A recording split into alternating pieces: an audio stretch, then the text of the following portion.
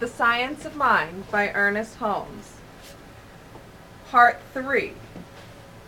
Spiritual Mind Healing. Second Division, Practice. Determining Destiny. The technique by which we lay hold of mind power and prove its practicability. Chapter 13. Causes and Conditions. Mental practice deals only with thought.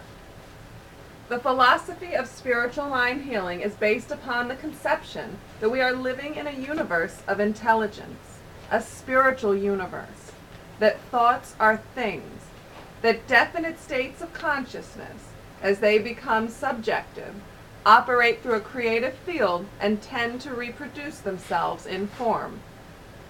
Therefore, it logically follows that this system of treatment is for the purpose of uncovering and neutralizing the wrong states of thought, of building in mind a concept of our spiritual birthright. Thought which is built upon a realization of the divine presence has the power to neutralize negative thought, to erase it, just as light has the power to overcome darkness, not by combating darkness, but by being exactly what it is, light. And the light shineth in the darkness, and the darkness comprehended it not. Therefore, spiritual treatment does not concern itself with unpleasant conditions, nor with imperfect manifestations, either in one's body or the body of one's affairs.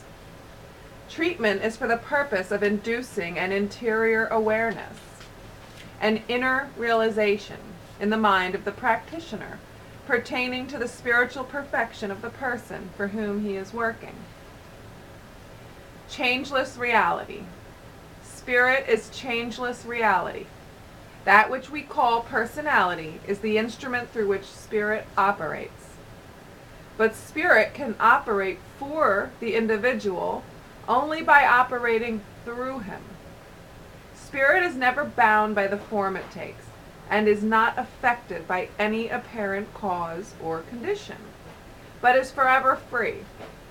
Spirit not only fills all forms, but surges around them and through them.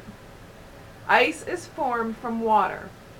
All ice is some form of water. Just so, God and man exist in an eternal state of unity. The solid and the liquid are one substance. We are dealing with an impersonal principle. It will operate for one just as quickly as for another, because it is law. Dare to speak, and to know that what you speak is the law unto the thing spoken, regardless of what conditions exist. One alone in consciousness with the infinite constitutes a complete majority. Knowing this in your thought, work in perfect peace and calm. Always expect the good. Have enthusiasm, and above all, have a consciousness of love, a radiant feeling flowing through your consciousness at all times. Treat yourself until you have an inner sense of unity with all good. The perfect universe.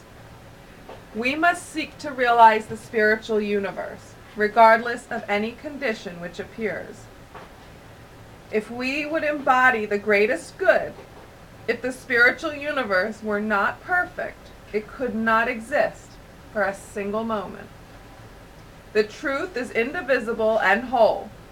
God is complete and perfect. A perfect cause must produce a perfect effect. Disregarding all evidence to the contrary, the student of truth will maintain that he lives in a perfect universe and among people potentially perfect. He will regulate his thinking to meet this necessity and will refuse to believe in its opposite. At first, he may be influenced by conditions, and he may appear to be weak. But as time goes on, he will prove to himself that his position is a correct one. For that which appears imperfect will begin to slip from his experience. To daily meditate on the perfect life and to daily embody the great ideal is a royal road to freedom. to that peace which passeth all understanding, and is happiness to the soul of man. Let us learn to see as God must, with a perfect vision. Let us seek the good and the true, and believe in them with our whole heart, even though every man we meet is filled with suffering, and limitation appears at all sides. We cannot afford to believe in imperfection for a single second. To do so is to doubt God. It is to believe in a power apart from God, to believe in another creator. Let us daily say to ourselves, perfect God within me, perfect life within me, which is God, come forth into expression through me as that which I am. Lead me ever into the paths of perfection, and cause me to see only the good. By this practice, the soul will become illumined, and will acquaint itself with God and be at peace. Be ye therefore perfect, even as your Father which is in heaven is perfect. Turn entirely from the condition. Behold thou my face forevermore.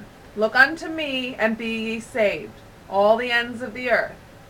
That is, look up and not down. The reason a man has difficulty in throwing off some weakness of character, while believing in spirit implicity, and having faith that he is going to overcome his limitation, is because he has not induced the necessary images in mind. If he had, he would have overcome his trouble. Thinking of his weakness keeps the image of it before him. We cannot be too insistent on this all-important point. In treating, we must turn entirely away from the condition. Disease and limitation are neither person, place, nor thing. Turn entirely from the condition, or limited situation, to its opposite, to the realization of health, happiness, and harmony. Spiritual treatment starts with perfect God, perfect man, and perfect being, which statement consciously removes any belief which denies such manifestation. Look only at what you want. Never look at that which you do not wish to experience. No matter what the false condition may be, it must be refuted. The proper kind of a denial is based upon the recognition that in reality there is no limitation, for mind can as easily make a planet as an acorn. The infinite knows no difference between $1 million and a penny. It only knows that it is. It is the consciousness back of the word that forms the word. Consciousness means the inner embodiment of an idea through the recognition of truth and a direct relationship to the divine. The greatest teacher who ever lived was the most spiritual man, for the more universal and comprehensive the thought, the more godlike it must become. A good treatment is always filled with the recognition of the presence of God, or good. This automatically wipes out any picture of undesirable conditions, for the Spirit of God is a law of elimination and obliteration to everything unlike itself. Even in what we term spiritual things, we are still dealing with the law of cause and effect, for God is law. The more exalted, the more heavenly, the more boundless, the more godlike or Christ-like the thought is, the more power it will have. This is why the greatest teacher became the Savior. A spiritual genius would have to be a savior. Never limit your view of life. Never limit your view of life by any past experience. The possibility of life is inherent within the capacity to imagine what life is, backed by the power to produce this imagery or divine imagination. It is not a question of failing or succeeding. It is simply a question of sticking to an idea until it becomes a tangible reality. The illusion is in the way we look at things. We have looked at poverty, degradation, and misery until they have assumed gigantic proportions. Now we must look at harmony, happiness, plenty, prosperity, peace, and right action until they appear, When we are making a demonstration, we pay no attention to what happens in the objective world. We interpret causes by conditions, only as we realize that a condition must partake of the nature of its cause. If there appears to be confusion in the condition, then there must have been confusion in the thought back of it. We pay no attention to the objective expression, so long as we know we are getting the right subjective recognition. The way, scientifically, to work out a problem is daily in thought to conceive of it as already being an accomplished fact in experience. We realize that desire is already embodied in the Absolute. We are dealing with nothing less than the Absolute, with reality. During the process, many things may happen that appear to be destructive. We may pass through good fortune and bad, but if we can come to the point where we are not disturbed by things, we have found the secret. If, as Jesus said, we judge not according to appearance, but judge righteous judgment, remembering that things which are seen are not made of things which do appear. If, I repeat, we can judge in this manner, out of any chaos we can produce harmony. Place no limit on principle. Know your own mind. Train yourself to think what you wish to think, to be what you wish to be. Feel what you wish to feel, and place no limit on principle. The words which you speak would be just as powerful as the words which Jesus spoke, if you knew your word was the law whereunto it was sent. But you must know this within, and not merely accept it with your intellect. If you have reached a point where the inner consciousness believes, then your word is simply an announcement of reality. Know, without a shadow of doubt, that as a result of your treatment, some action takes place in Infinite Mind. Infinite Mind is the actor and you are the announcer. If you have a vague, subtle, unconscious fear, be quiet and ask yourself, who am I? What am I? Who is speaking? What is my life? In this manner, think right back to principle, until your thought becomes perfectly clear again. Such is the power of right thinking, that it cancels and erases everything unlike itself. It answers every question, solves all problems, is the solution to every difficulty.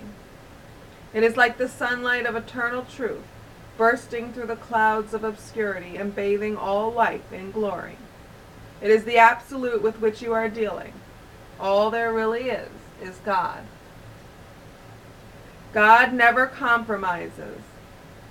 In demonstrating over conditions, the only inquiries we need to make are, do the things we want lend themselves to a constructive program?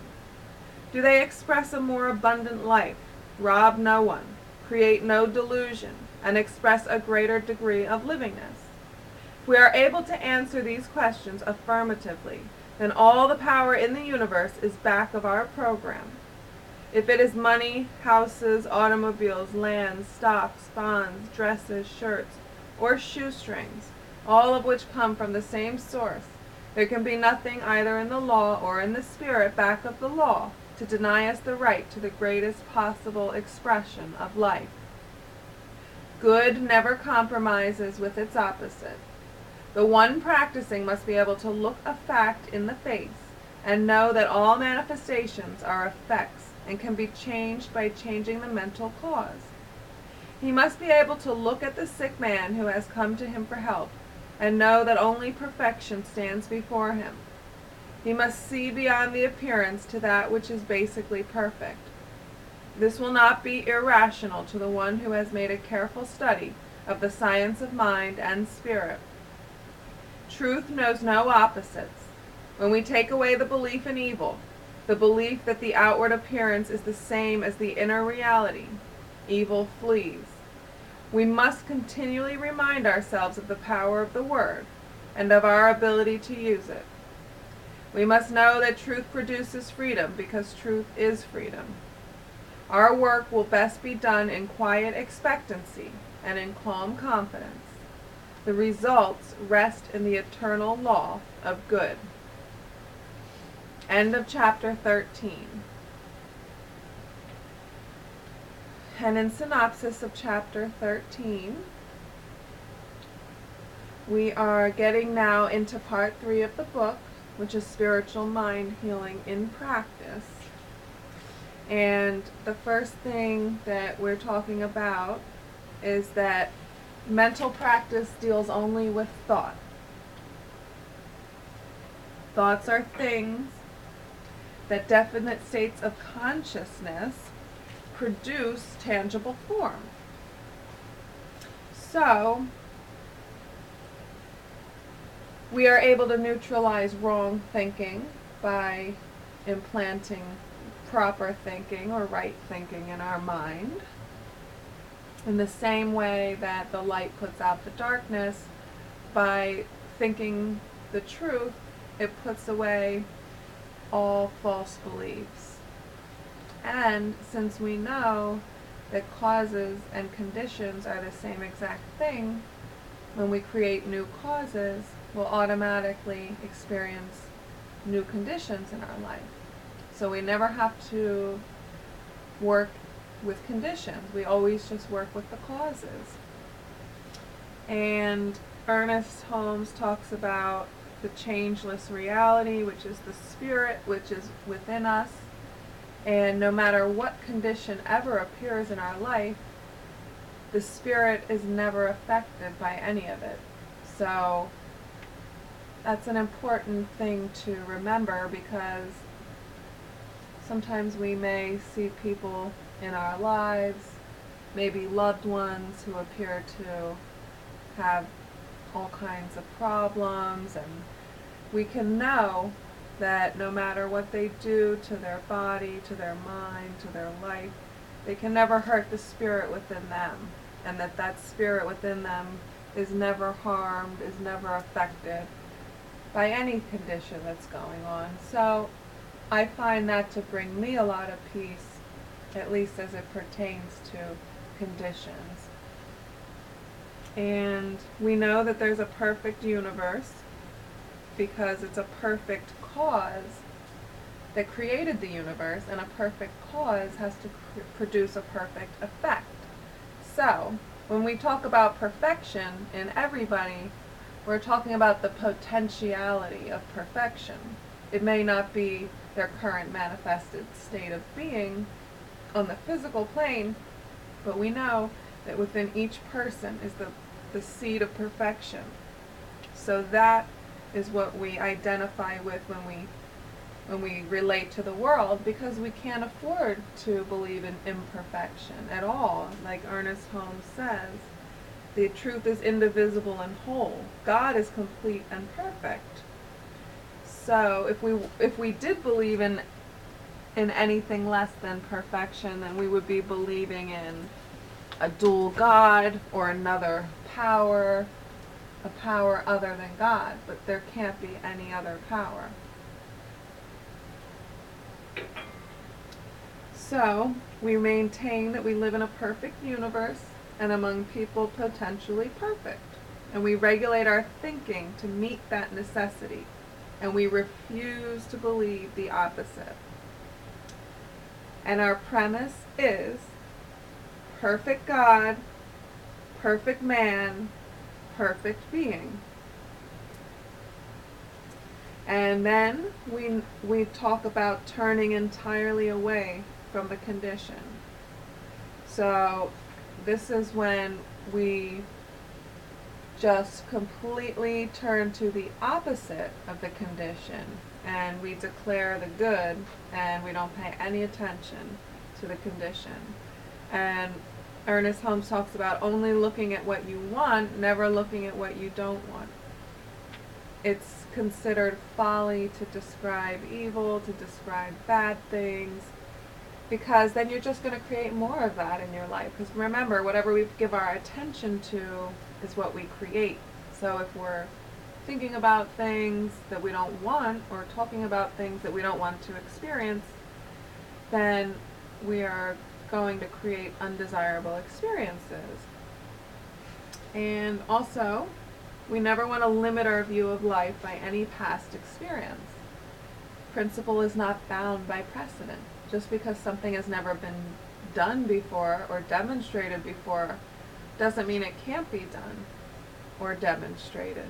So the principle that we work with is infinite and unlimited. It's only limited by our ability to conceive or perceive of something and believe in it.